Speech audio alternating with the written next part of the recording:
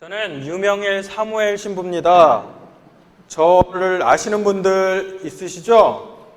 저는 원래 돈보스코 미디어라는 데서 일을 했습니다. 그리고 2년 전에 이탈리아로 유학을 잠깐 갔다가 2년 동안 공부하고 돌아왔어요.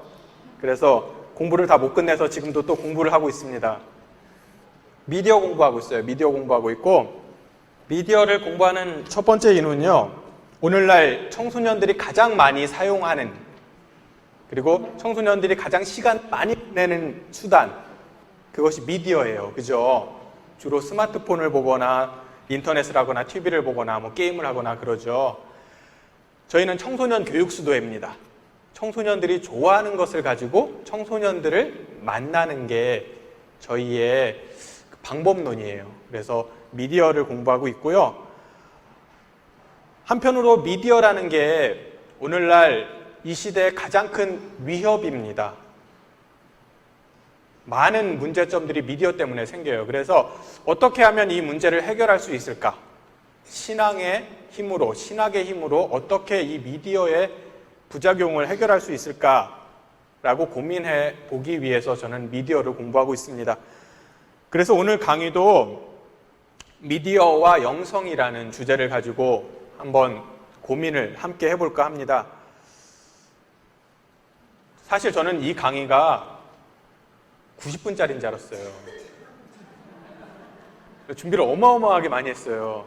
그래서 딱 보니까 30분 해야 된대, 30분. 강론 안 하면 40분. 그래서 그럼 강론 안 하겠습니다. 미사 때. 그러면 40분 하겠습니다. 그래도 반밖에 못 해요. 그죠? 그래서 이 1부는 오늘 하겠습니다. 1부는 이 시대의 미디어와 미디어 때문에 발생하는 영성적인 문제들, 현실을 한번 돌아볼 거예요.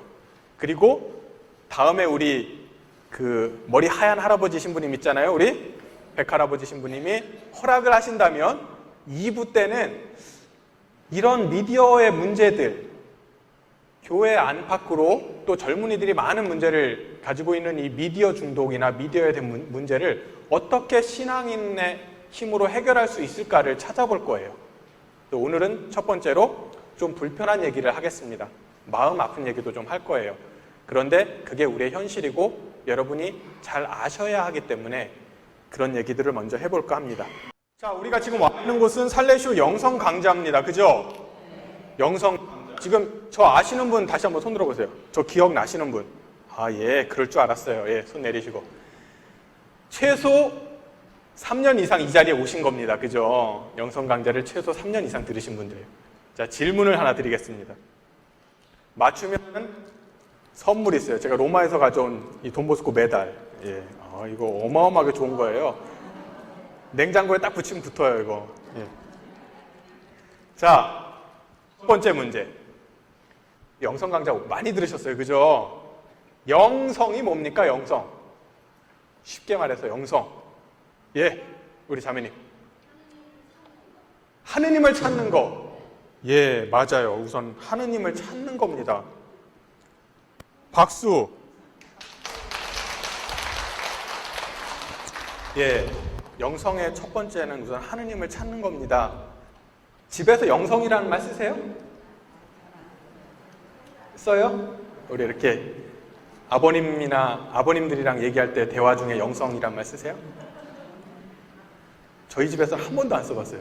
수도원 들어오기 전에 한 번도 안 써봤어요. 혹시 자제분들이랑 영성이라는 단어를 써보신 분?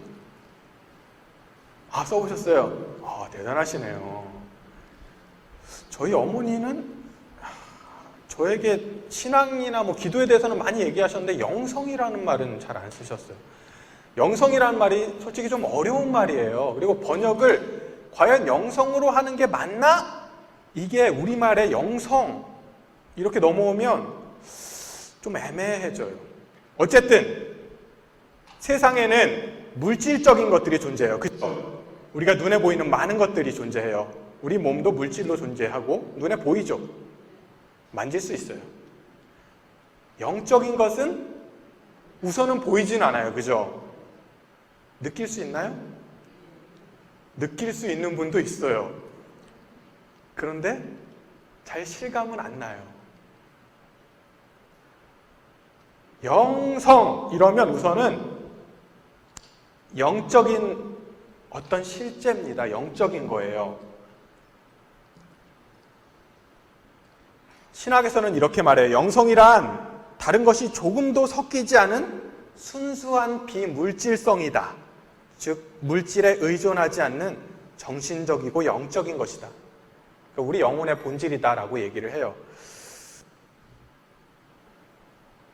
그런데 아까 자매님들도 얘기했지만 영성은 하느님을 찾는 거예요. 그렇죠? 왜 우리 영혼은 하느님을 찾아요? 우리 영혼이 하느님의 모상대로 만들었으니까. 또 그냥 솔직하게 우리 영혼은 왜 우리 하느님을 찾을까요? 하느님을 찾으면 괴로워, 영혼이. 막 슬퍼. 이러면 하느님 찾아요? 안 찾아요. 영혼이 하느님을 찾는 이유. 기쁨을 얻으려고, 또 위로받으려고, 또 왜 성당 와요? 왜 기도해요? 평화, 행복이죠, 행복. 기쁨. 우리의 영혼은 늘 평온하기를 원합니다. 평화롭기를 원해요. 그리고 안정적으로 참으로 행복하기를 원해요. 그래서 이러한 영혼의 본성을 많이 배운 분들이 이렇게 얘기를 했어요. 안심인명이다. 뭔 얘기냐면 우리 영혼은 늘 고향을 찾고 싶어 한다. 어느 자리에 가도. 왜냐하면 영혼의 고향에 있으면 평온하고 행복하니까. 그런데 영혼의 고향이 어디예요? 하느님이야. 하느님과 하나 되는 상태. 그게 영혼이 완성되는 상태예요. 우리가 천국이라고 부르기도 하고 하느님 나라라고 부르기도 하는 하느님과 하나 되는 상태. 참으로 행복한 상태. 하느님과 하나 되는 상태로 나아가려면 죄를 지으면 돼요, 안 돼요? 안 되죠. 영혼을 끊임없이 순수하게 만들어야 돼요. 근데 나이가 먹을수록 어떻게 돼요? 우리 영혼은 때가 탑니다. 그래서 이 때를 벗기기 위해서 성사를 보고 성당을 나와서 성사시험을 하고, 어쨌든 영혼은 하느님을 꼭 찾아야 합니다. 늘 하느님을 찾아요. 이렇게 하느님을 찾으려는 노력들, 이것을 완덕의 길이라고 하고 영성이라고 합니다.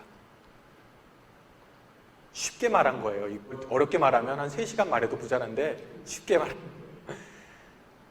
많은 수도회들이 있어요. 그죠? 수도회마다 영성이라는 게 있어요. 살레시오 수도회는 돈보스코의 영성, 프란치스코 살레시오의 영성이 있어요. 그 영성은 뭐냐?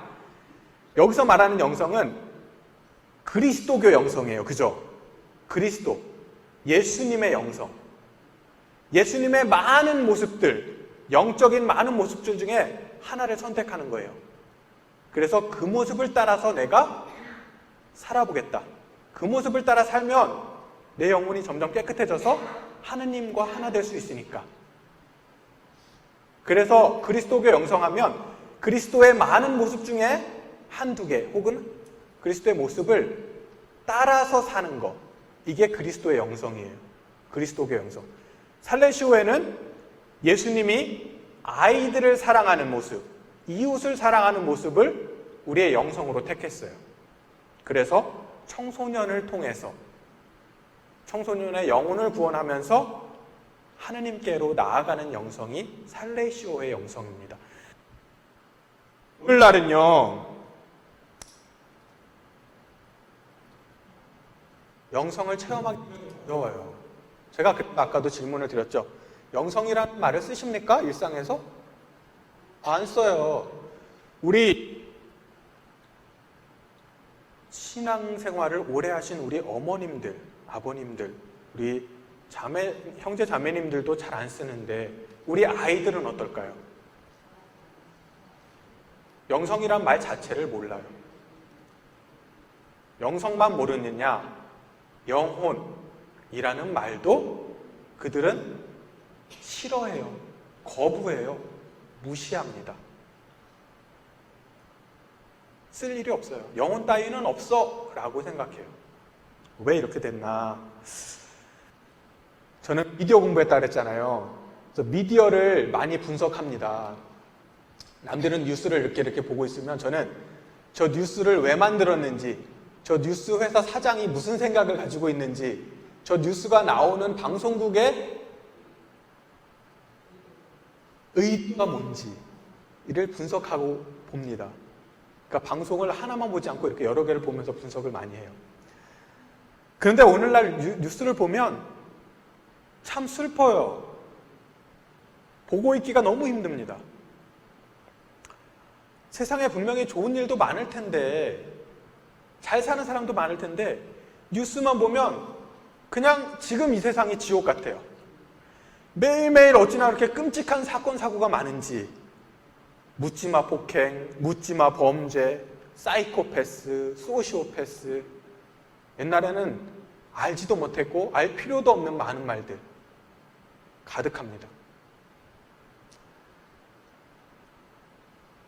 이렇게 이해하기 힘든 사건, 사고가 많은 이유, 신앙의 눈으로 보면, 영성의 눈으로 보면 이 시대에 영성이 부족해서예요. 영적으로 메말라서입니다. 영혼을 거부하고 영적인 것을 거부하기 때문에 이런 문제들이 생깁니다. 인간이 영적으로 건강하지 못하고 영혼이 악에 물들었을 때 우리는 물질을 신봉합니다. 그죠? 세속주의에 빠져요. 솔직하게 말해서 우리 말고 많은 사람들, 세상 사람들은 하느님 대신 다른 신을 모시는 것 같아요. 어떤 신? 물질신. 한 글자로 돈. 황금 만능주의죠. 이러한 문제는 분명히 2000년 전부터 있었어요. 우린 맘몬이라고 하죠. 맘몬. 돈의 신, 맘몬. 예수님 시대에도 이 맘몬 때문에 예수님이 늘 부자는 하느님 나라 가기 어렵다고 얘기했어요.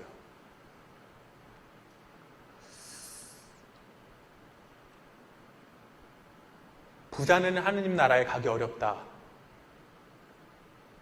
좀 불편한 얘기긴 한데 왜 이 얘기를 하셨냐 하면 인간이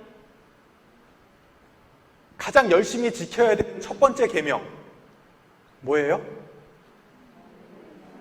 하느님, 한 분이신 하느님을 흠숭하라. 하느님을 사랑하라예요.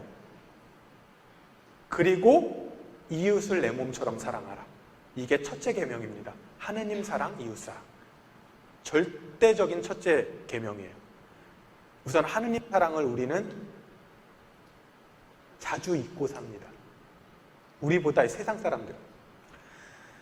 심지어는 어떤 개신교 목사님들, 일부, 저는 개신교 목사님들 좋아해요, 솔직히.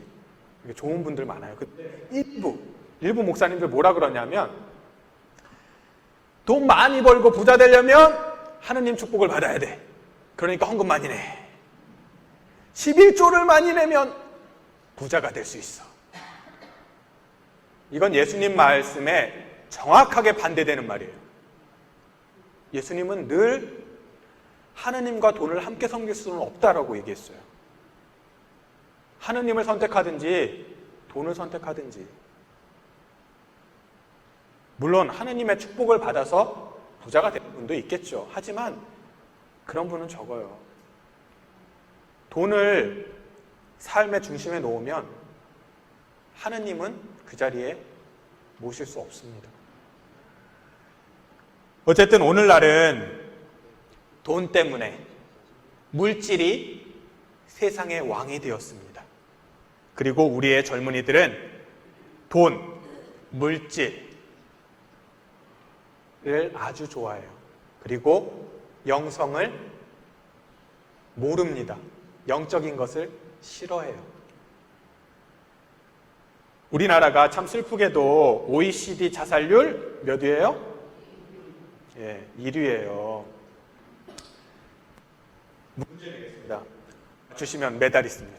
자, 우리나라가 자살률 1위가 된 해가 뭐 정확하게 몇 년인지는 안 따지고 언제쯤일까요? 자살률 1위에 딱 올라갔는데 몇 년쯤? 예? IMF 이후 아니에요. IMF 이후라고 생각하는데요. IMF 직전입니다. IMF 터지기 전에. 그때 뭐가 있었냐? 경제개발 계획이 딱 끝났어요. 경제개발 5개년 계획 동안 우리나라는 어떤 일이었었어요? 어떤 일들이 일어났어요? 새마을 운동하면서 확 잘 살게 됐어요. 그죠? 잘 살게 됐어요. 우리나라 기억하시잖아요. 자매님들 어렸을 때랑 지금이랑 얼마나 달랐지. 지금 굶어 죽는 사람 없어요. 자기가 다이어트 하다가 죽을 수는 있는데 자살률이 교통사고율도 세계에서 뭐 세 손가락 안에 드는데 자살률이 더 높아요. 젊은이 자살률도 좀 슬퍼요. 나라가 잘 살게 됐는데 자살률이 올라가네. 이거 참 희한하네. 왜 그러지? 아까 제가 말씀드린 거랑 똑같습니다. 돈이 이 시대에 신이 되면서 자살률이 올라가요. 우리의 영혼은 중요하지 않아. 우리의 생명 따윈 중요하지 않아. 돈이 더 중요한 거예요. 잘 사는 게. 그래서 IMF가 딱 터졌어요. 그 다음에 이제 아이고 돈 없으니까 나는 죽겠네. 돈이 없는데 왜 죽어요? 돈이랑 생명을 동급으로 보면 안 되죠. 돈은 우리가 먹고 살기 위한 수단이고 도구예요. 그죠? 도구가 삶의 목적이 되는 거예요. 목적과 도구가 바뀌는 거예요. 이것을 가치 전도 현상이라고 합니다. 우리는 늘 무엇이 더 중요한지, 무엇이 덜 중요한지를 생각하면서 수많은 선택을 하면서 인생을 살아갑니다. 영성자에 오는 게 나에겐 더 중요해. 비가 오는 것보다 더 중요해. 라고 생각하니까 여기 와 계셔요. 그죠? 그래서 이런 얘기를 듣고 계시는 거예요. 그리고 영혼이 좀 더 살찌고 하느님 나라에 좀 더 가까이 가고.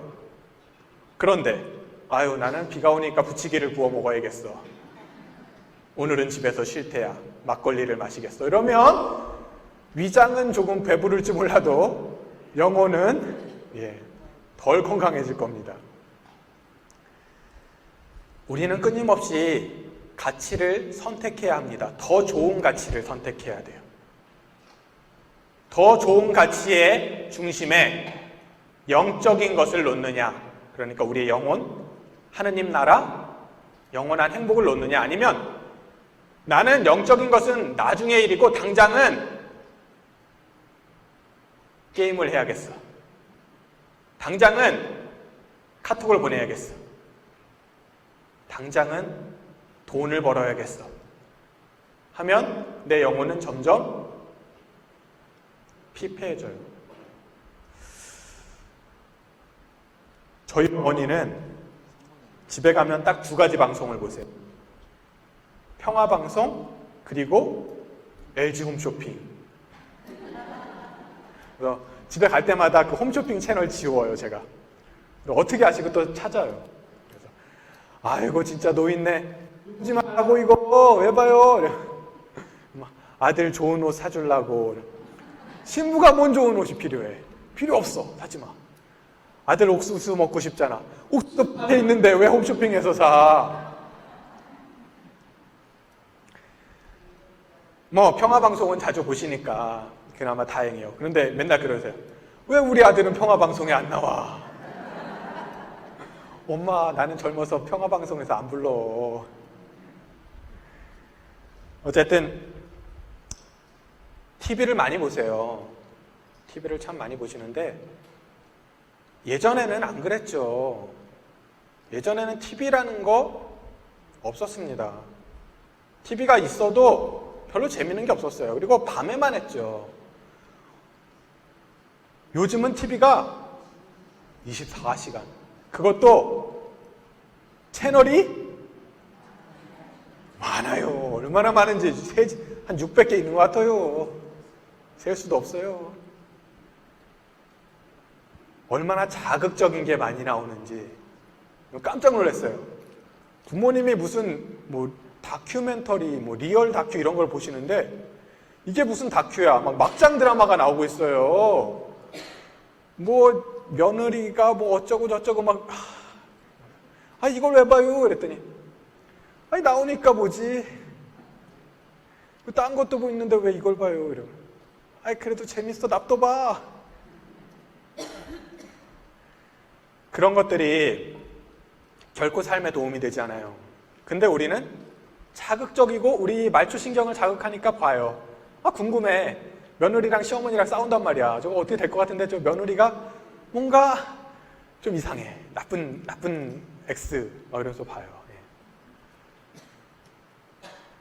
많은 그런 막장 다큐멘터리들이 꾸며낸 거죠. 실제 것들도 조금 있지만 그것을 막 이렇게 꾸며내서 더 자극적으로 만들어요. 사람들 이렇게 혼을 쏙 빼놓게. 근데 보고 나면 기분이 좋아요? 아니에요. 그런 일이 우리 집안에 생기면 집안은 콩가루가 됩니다. 근데 매일 그런 걸 보세요.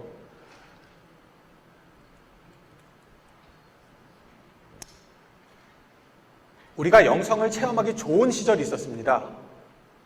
우리 형제 자매님들 어렸을 때 기억나시는지 모르겠어요. TV 없었어요. 그죠? TV는 없었고 인터넷 있었어요? 없었어요. 꿈도 못 꿨어요. 인터넷이 뭔지 개도 없었어요. 스마트폰, 카톡 이런 거 나올 줄은 아무도 상상도 못했어요. 저 어렸을 때만 해도 흑백 TV가 있었어요, 이제. 그리고 노래방 없었습니다. 그리고 맛집, 저 시골 살았어요. 맛집이 어딨어. 구판장밖에 없었어요. 술집도 막걸리 파는 집 몇 군데 있었어요. 무엇보다 바보 상자, 텔레비전이나 없는 집이었어요. 그러니까 우리는 어디서 놀았어요, 주로? 밖에 나가 놀았어요. 대자연에서 놀았어요. 저는 충주댐 옆에 살아서 맨날 강가에 가서 놀았어요. 고기 잡고 또 고기 잡고 또 고기 잡고 하루 종일 깨벗고 놀았습니다. 그래서 자연이 얼마나 좋은지 누가 얘기하고 설명하고 가르쳐주지 않아도 자연이 얼마나 좋은지 알았어요. 태풍이 오고 장마가 지면 겁이 났어요. 저희 집은 상습 침수 구간 바로 위에 살았어요. 근데 충주댐이 완공되기 전이었거든요. 이맘때가 되면, 해마다 이맘때가 되면 집 바로 밑에까지 물이 들어왔어요. 저희 집은 약간 언덕에 있었어요. 그 밑에 있는 저희 외갓집은 매년 잠겼어요. 저희 집으로 피난왔어요. 장마 때가 되면 기도를 하게 돼요. 하느님, 저희가 안 떠내려가게 해주세요. 우리 강아지 안 떠내려가게 해주세요. 그리고 이렇게 다리에 이렇게 가보면 막 진짜 집이 떠내려가고 소가 떠내려가고 대자연의 위력을 알았습니다. 얼마나 무서운지 물이. 자연스럽게 기도하게 됐어요. 그러다가 비가 딱 그치고 태풍이 지나가고 해가 쨍 뜨고 무지개가 뜨면 자연스럽게 우리 조상 노아 할아버지와 하느님 사이의 계약을 기억하게 됐어요. 절로 영성적이게 된 거예요. 저절로. 자연은 영성의 고향입니다. 인간이 흙에서 발을 떼고 콘크리트 위를 살아가면서 우리는 영성으로부터 멀어집니다. 더군다나 영성을 배우는 가장 좋은 공동체. 저는 어렸을 때 할아버지 할머니랑 같이 살았어요. 저희 외갓집에는 증조 할머니 할아버지까지 80세에 돌아가셨으니까 제가 10살 때까지 살아계셨어요. 밥상 머리에서 항상 듣는 얘기들이 있었어요. 쌀알 흘리지 마라. 그 쌀알 한 톨을 네가 먹기 위해서 너희 할아버지가 3,000방울의 땀을 흘린단다. 그리고 매번 봤거든요. 할아버지가 새벽마다 나가서 물꼬를 트고 새벽마다 나가서 벼멸구를 잡기 위해서 소독을 하시고 피를 뽑고 절로 감사하게 됐어요. 밥을 먹으면서. 농부에게 감사했어요. 밥상에서 감사를 배우는 겁니다. 그리고 예절을 배웠죠. 인간미를 배웠습니다. 그리고 대축일이나 큰 축일이 되면 어딜 가요? 성당에 가요. 교회 가요. 교회 가야 재밌어. 딴 데는 재밌는 게 없어. 교회는 나의 놀이터였어요. 주로 교회 가서 놀았습니다. 저절로 가정 공동체와 신앙 공동체에서 영성을 체험합니다. 예절을 배우고 영적인 인간이 되어가요. 오늘날은 우리의 아이들이 주로 어디에서 머뭅니까? 집에서 머물러요? 아니에요. 제가 지금 40이 좀 넘었는데요. 제가 지금 30년째 학교를 다니고 있어요. 32년째, 30년째. 대학교만 4개를 다니고 있어요. 여러분들의 자녀도 마찬가지죠. 주로 학교, 학원에서 살아요. 아침에 눈 뜨면 밥 먹고 학교 가요. 학교에서 돌아오면 자요. 집에서는 뭐만 해? 잠자고 밥 먹고. 밥도 많이 먹나요? 한두 끼 먹죠. 겨우 얘기할 수 있는 때가 밥상머리인데 밥상머리에서 뭔 얘기를 해요? 애 괜히 마음 아플까봐 싫은 얘기 안 하죠. 아이들도 또 말을 잘 안 해요. 우리 아이들은 영성을 체험하지 못하는 공동체, 학교 공동체나 또래 공동체에 머뭅니다.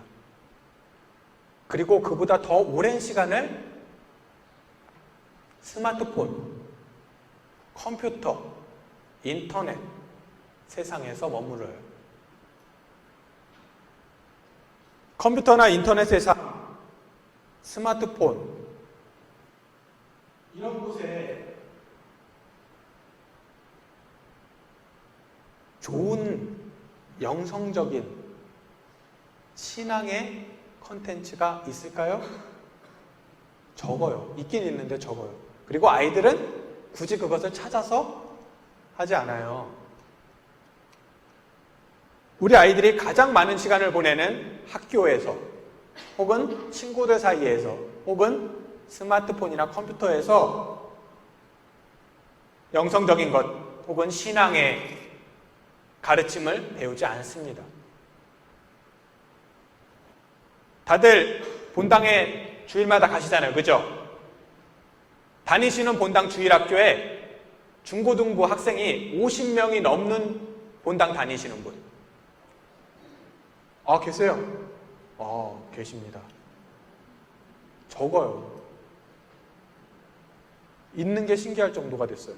불과 몇 년 동안. 제가 내리에서 캠프를 하면 매번 한두 본당이 꽉 차서 한 200~300명씩 와서 했었어요. 그러니까 다른 때는 몰라도 신앙학교 한다 그럴 때는 아이들이 한 성당에 한 100명, 막 80명씩 왔었어요. 요즘에는 신앙학교 합니다. 신청하세요. 이러면 한 본당에서 많이 하면 30명 안 돼요. 그러니까 200명 정도는 돼야지 신앙학교를 할 수 있어요. 우리 살레시오는. 근데 아이들이 한 본당에 30명씩밖에 안 하니까 어떻게 해야 돼요? 10개 본당을 합쳐야지 200명이 되는 거예요. 이 정도로 신앙학교가 어려워요. 주일학교가 어렵습니다. 성당에는 일주일에 하루 갑니다. 주일날. 그죠? 몇 시간? 1시간. 신앙을 배울 수 있겠냐고요. 영성을 배울 수 있겠느냐고요. 많은 문제들이 영성이 부족해서인데 영성을 배울 곳이 없습니다. 무엇보다 영성을 배우기 어렵게 만드는 미디어들이 있습니다. 사실 미디어라는 것 자체는 악하지 않아요. 돈 자체도 악하지 않아요. 그런데 돈을 이용해서 자기 욕심을 채우려는, 미디어를 이용해서 돈을 벌려는 그 사람들의 욕심이 미디어를 악하게 만듭니다. 그런 미디어를 우리는 잘 선별해야 하는데요. 선별하는 기준이 있습니다. 제가 아까 말씀드렸던 첫째 계명이에요. 첫째 계명. 그것이 첫 번째 기준이에요. 우선은 이 미디어가 과연 하느님 사랑, 이것은 이제 뭐 너무 옛날 얘기가 돼버린 세대니까 둘째 쳐놓고 적어도 이웃 사랑, 사람들에게 도움이 되는 얘기를 하는가를 봐야 돼요. 어떤 방송들, 특히 종편 방송들 중에 어떤 방송들은 이기적인 사람들을 만들도록 강요해요. 사회를 계속 편가르기를 만들어요. 그리고 대기업이 잘 돼야 된다고 얘기해요. 대기업이 잘 돼야 되는 게 중요한 게 아니에요. 모두가 잘 살아야 되는 게 중요한 거예요. 우선 대기업이 잘 되면 모두가 잘 살 수 있다고 얘기해요. 몇 년째? 40년째. 앞으로도 쭉 그럴 거예요. 이건 이기적인 겁니다. 왜냐? 그 방송국은 대기업 거니까. 그런 방송들은 보지 않는 게 낫습니다. 오늘은 실천적인 얘기는 안 할 거예요. 그냥 영성적인 얘기만 하겠습니다. 다음에 실천적인 얘기를 하겠습니다. 2016년 7월호 할례쇼 가족집입니다. 요거 하나씩 꼭 구해서 보십시오. 많이들 보시고 계실 텐데 저희가 비치해 놓을 테니까 가져가세요. 여기 보면 15쪽에 이런 얘기가 나와요. 우리 협력자 최선호 변호사 형제님이 써놓은 글인데요. 거기에 아주 중요한 글이 하나 있습니다. 15쪽에 뭐라고 나오느냐. 살레시오 협력자는 사회 정의에 대한 교회의 가르침과 사회 커뮤니케이션에 관심을 기울임으로써 이 분야에서 성장을 위한 교육적 노력을 기울인다. 살레시오 협력자회 회원 제8조 제4항. 이 자리에 협력자분들 많이 계시죠? 우리는 교회로부터 한 가지 의무를 받았습니다. 뭐냐 하면 사회 커뮤니케이션에 대해서 우리가 먼저 잘 공부하고 사회 커뮤니케이션을 우리의 아이들이 잘 사용하도록 교육해라 라는 의무를 받았어요. 제2차 바티칸 공의회 때도 이런 얘기를 많이 했습니다. 뭐라 그러냐면 시대의 표징을 탐구하고 이를 복음의 빛으로 해석해야 한다. 사목헌 사항. 교회는 참으로 이 미디어 매체들이 올바르게 사용되면 인류에 커다란 도움을 준다는 것을 알고 있다. 미디어를 잘 사용하면 인간한테 도움이 된다는 걸 알고 있다는 거예요. 그렇게 써보자는 거예요. 그런데 지금 현재는 안 그렇죠. 너무 미디어의 부작용이 많아요. 그러니까 잘 한번 생각해 봐야 돼요. 미디어를 어떻게 봐야 되는지. 자, 이쪽 끝에 그림 보시면 보통 방송들이 이런 행태를 해요. 이게 미디어의 왜곡에 대해서 미디어 리터러시를 공부하면 꼭 나오는 화면인데요. 실제는 저 뒤에 사람이 앞에 사람을 찌르려고 달려가는 건데 이 방송 모니터에서는 마치 앞에 있는 사람이 뒤에 사람을 공격하는 것처럼 부분만 보여줄 수 있습니다. 사람들이 너무 자극적이고 선정적이고 이런 것만 좋아하니까 이거가 돈을 벌기 위해서 왜곡해서 보여줍니다. 이 동물의 이름이 뭔지 아세요? 레밍이에요. 레밍. 엄청 귀엽게 생긴 꼬마 쥐같이 생겼죠? 얘네들이 특징이 있어요. 얘네들은 주기적으로 바다를 향해 달려요. 처음에는 한두 마리가 그냥 생각 없이 바다를 향해 달려요. 아, 오늘은 바다 냄새가 나니까 바다 보러 달려가 볼까? 달려요. 그러면 그 옆에 있던 친구들이 쟤네 어디 갔지? 따라와요. 또 다른 친구들도 따라와요. 그렇게 해서 얼마나 많은 레밍 떼가 어마어마한 레밍들이 바다로 달려갑니다. 그리고 다 빠져 죽어요. 다 빠져 죽어요. 왜 레밍 얘기를 하느냐? 이 시대에 신세대 젊은이들이 꼭 레밍 같아요. 우리 친구들이 어디론가 가요. 공부만 잘하면 돼. 좋은 회사에 취직만 하면 돼. 근데 공부만 계속 잘하면 행복해지던가요? 제 친구들 중에 저보다 공부 잘하는 애들 많아요. 근데 그때 1등 했던 친구들 지금 어디서 뭐 하는지 모르겠어요. 좋은 회사만 들어가면 행복해지던가요?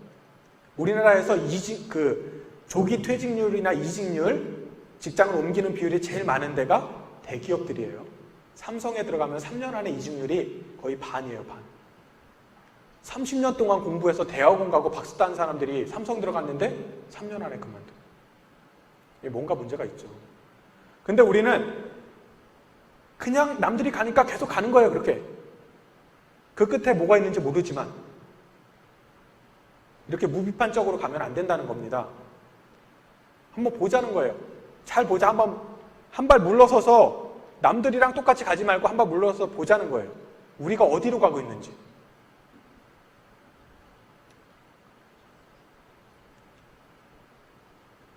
자, 오늘 강의 벌써 40분이 됐어요. 요약하고 끝내겠습니다.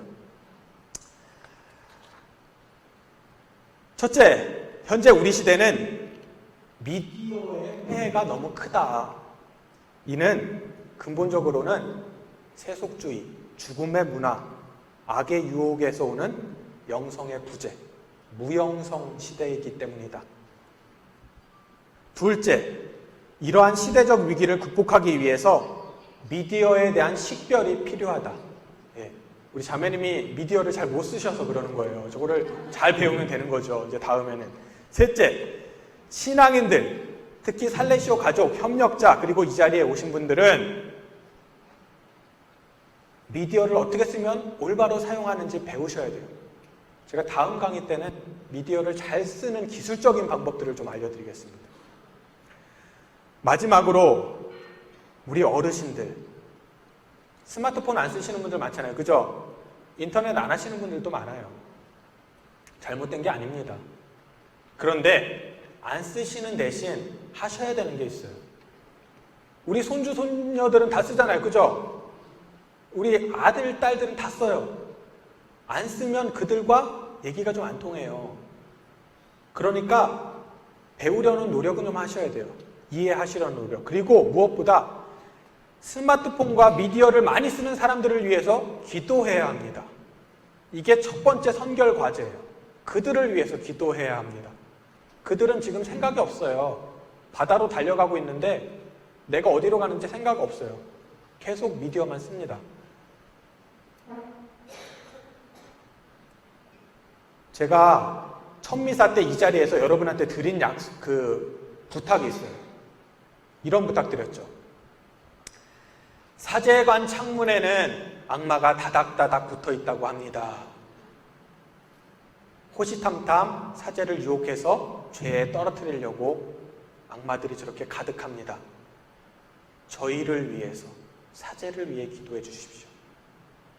오늘 이 자리에서 다시 더 부탁을 하나 더 드립니다.